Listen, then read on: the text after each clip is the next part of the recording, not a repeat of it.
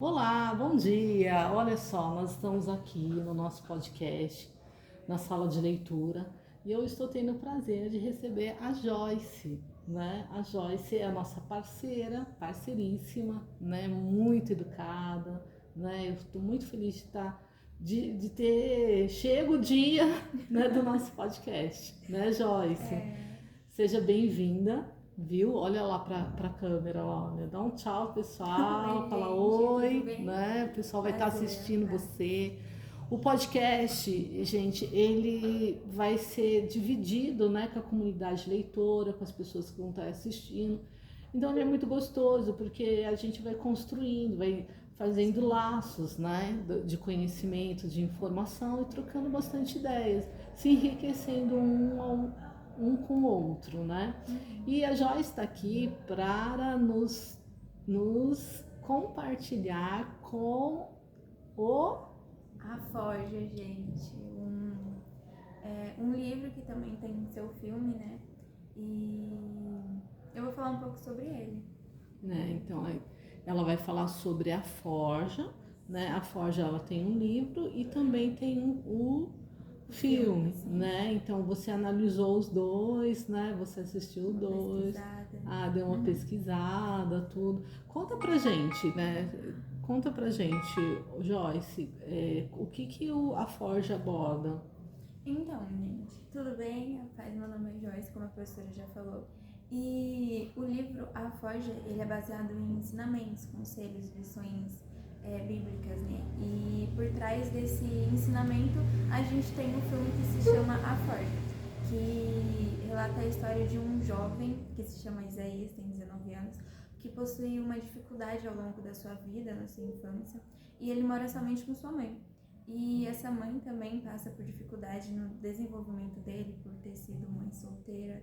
E ela aborda vários casos e eles passam por diversas dificuldades ao longo da vida. Em um determinado período, que é ao longo dos seus 19 anos, essa mãe observa e vê que seu filho precisa de uma certa maturidade, que no caso ele ainda não havia alcançado naquela idade.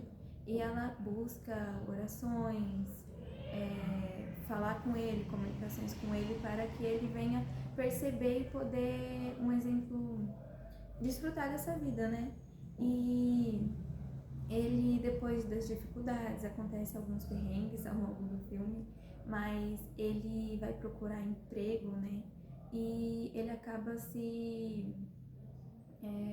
vamos supor, encontrando com um certo homem que se chama Josué Moore, e ele acaba discipulando Isaías, e a sua mãe, no caso, é muito lindo essa parte, porque ela percebe, tipo, a história que Deus já está fazendo por trás, e ela vê nos detalhes, mas ela deixa com que Isaías vai trabalhando conforme Deus quer Deus quer que eles Que aconteça, né? que aconteça. Mas enfim, perdão. Aí ao longo do tempo, o Josué consegue, perdão, Josué não, Isaías consegue uma vaga de emprego, que no caso ele não trabalhava nos seus 19 anos, ele só jogava basquete e jogava videogame e não ajudava em casa, enfim. Aí ele consegue um emprego, aí durante esses dias de emprego, Josué acaba discipulando e aprendendo e mostrando para ele pessoas que no caso já tinham passado pelo que ele passou, que foram almas que, um exemplo, estavam desviadas ou não encontravam, não sabiam o que era de fato o nosso Deus, né? E ele acaba mostrando e ele cria um grupo desses homens que se chama Forja. E ele acaba apresentando para Isaías. E isso é muito lindo porque nesse grupo Isaías aprende muito, tem muitos conhecimentos e ele acaba se fortalecendo. E é muito linda a história porque em um certo período, como eu disse que Isaías teve problemas na sua infância, um desses foi o abandono de seu pai. E ele acaba se encontrando com seu pai ao longo do filme, e acaba que não foi algo do desejo de Isaías, né? Mas, porém, através de tudo, ele conversa com Josué e ele percebe que ele tem que perdoar, liberar o perdão ele, mesmo ele sabendo que talvez ele não esteja, pelo que ele passou, ele não deveria, enfim, pelo fato da mente dele anterior. Porém, ele reconhece que o perdão é uma coisa que o mundo atual realmente precisa, né? E ele deseja distribuir isso e pede a Deus em oração para que o perdão venha a ser restaurado. E através disso vem acontecendo outros acontecimentos e de fato é algo que acabou mudando, transformando a vida de Isaías para um moleque. Ele acabou se tornando um homem de Deus em que nele havia perdão, havia o semblante dele já havia mudado ao decorrer do filme que vai relatando a história. E é isso, gente. Ele acaba conseguindo conquistar suas coisas, seu relacionamento com sua mãe tinha de fato melhorado, mudado, o seu jeito de viver. Ele, antigamente, no caso, ele tentava sobreviver ao mundo, né? Aí, após esse percurso, esse ensinamento que ele teve, ele começou a devidamente desfrutar da sua vida e viver, não perante a ele, mas perante o que o Senhor tinha para ele. Ele percebeu o propósito dele e viu que a vida dele sim tinha valor e depositou em quem sabe valorizar a vida. Olha que bacana, olha, Joyce, assim, eu fico muito feliz, bacana mesmo o livro, né, o filme, a Forja. Na escola, nós vemos a religião como objeto de estudo, né? Então, assim, ele tem que ser visto como cultura. Mas, no coletivo, nós respeitamos a individualidade e a fé de cada um, Sim, né? sim. E aqui, como nossa parceira, leitora, né, você estar compartilhando essa leitura com a gente é enriquecedor, né? Enriquece bastante. Traz uma moral, né? Porque, pelo que eu vejo, aí a mensagem central é uma transformação de vida. De fato. Uhum. Né? E a mensagem central é a transformação de vida. Sim. Mas toda a temática está em uma fé. Sim, envolve, né? De um Deus, né? Cada um busca o seu, traça o seu caminho, né? E pelo que eu vi, assim, quando você diz, né, que a mãe orou, a mãe buscou, essa busca, né, que teve por essa busca, por essa transformação com a fé, ela teve uma ação também, né? E quando você acha o filme lindo, que você vê a cena linda, que tudo é possível, né? Que as coisas são possíveis de acontecer, delas estarem acontecendo através da fé que a gente traça. Sim, exatamente, que nem a situação dele estava muito difícil na época, né? Mas que nem como a senhora falou que a fé também está envolvida no filme, ela teve fé, né? E ela buscou e acabou que realizou o desejo do coração dela, que era ver seu filho com ela numa igreja, tendo um bom desenvolvimento, vivendo nesse mundo, né? Então, a fé foi realmente o que ajudou aquela mulher a ter força e a conquistar o que ela conseguiu, né? Na busca do que ela estava crendo. Isso. Né? Uhum. Olha, parabéns, né? Eu fico muito feliz de você estar compartilhando, porque eu acredito assim, todo mundo traça um caminho e é responsável pelas suas escolhas. Exato. A cultura, o Deus que segue. Sim. Todo mundo tem uma dor, né? E todo mundo tem uma dificuldade, um desafio, e a gente precisa de uma força, né? E você trouxe pra gente essa leitura, né? Eu já ouvi comentar sobre o filme, né? E eu vi que você ficou assim maravilhada com o filme, né? Agora, foi muito bom, né? Você quer, assim, compartilhar mais com a gente, assim, falar mais sobre... Porque, assim, você trouxe aqui pra gente a, a possibilidade de falar que em todos os nossos projetos de vida há um meio, existe um meio, existe uma possibilidade, pode haver uma transformação naquilo que é perseverar. Você falou essa palavra, né, de perseverar, tentar novamente. Nós caímos, machucamos e tentamos novamente. Existe uma página virada para o bem, né? Então, assim, fica à vontade, se você dentro do que você tem buscado, né, fica à vontade para falar, para fazer, falar mais alguma coisa pra gente. Então, gente, que nem o jovem Isaías, ele, como eu disse, ele não estava no momento bom da vida dele, no qual ele depositou suas forças em querer, ele já não ligava mais e, tipo, por exemplo, só jogava, só não tinha o interesse do mundo, entendeu? E é o que normalmente acaba acontecendo com a gente quando a gente passa por bastante dificuldades, problemas, a gente quer se fechar, porque a gente acha que a gente não vai conseguir virar a página, que a gente não tem força, não tem ânimo.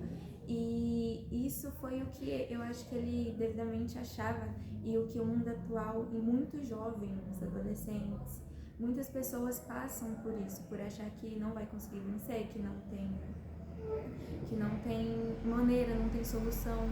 E isso, nesse filme, relata uma transformação e eu acho que isso a gente pode se basear nele porque tudo é possível. Então, se independente das dificuldades, das situações, eu sei que a gente tem um propósito aqui nessa terra, cada um tem, e que a gente, através desse filme, a gente consegue ver uma força, uma visão, um ânimo de vida sendo restaurado através do semblante de uma pessoa, que no caso ela estava sobrevivendo a esse mundo e ela passou a viver. Então isso é uma mensagem muito importante que eu acho que no mundo atual muitas pessoas precisam, por achar que sua vida já não vale mais nesse mundo, por achar que sua vida não tem mais sentido, que não tem forças, que você só veio nesse mundo por acaso. E na minha visão, na minha percepção, eu acho que você está enganado, porque eu sei que sua vida vale muito e através desse filme eu pude perceber o valor que tem nossa vida e que nós, em sociedade, em conjunto, a gente consegue restaurar e alcançar coisas que eu acho que sem Deus a gente não poderia. É o que você falou, né? Que no determinado momento lá do filme, Isaías ele se torna discípulo de Josué, não é? Porque Josué é um homem que começa a ensinar para o Isaías, que é filho, né? Passa por um discipulado. E ele começa a discipular e falar qual é o caminho correto, qual é o caminho de vitória, qual é o caminho que ele pode traçar para um projeto de vida dele de sucesso, né? Sim. Então, você falando isso, a gente chega à conclusão que a gente começa a discipular as pessoas, né? As pessoas que estão à volta, as palavras elas convencem, mas o exemplo arrasta, elas vão querer ser igual, não é isso? Exatamente, que nem a senhora destacou um tópico muito importante que veio na minha recordação, em que Josué, antes de ele ensinar, ele teve que aprender.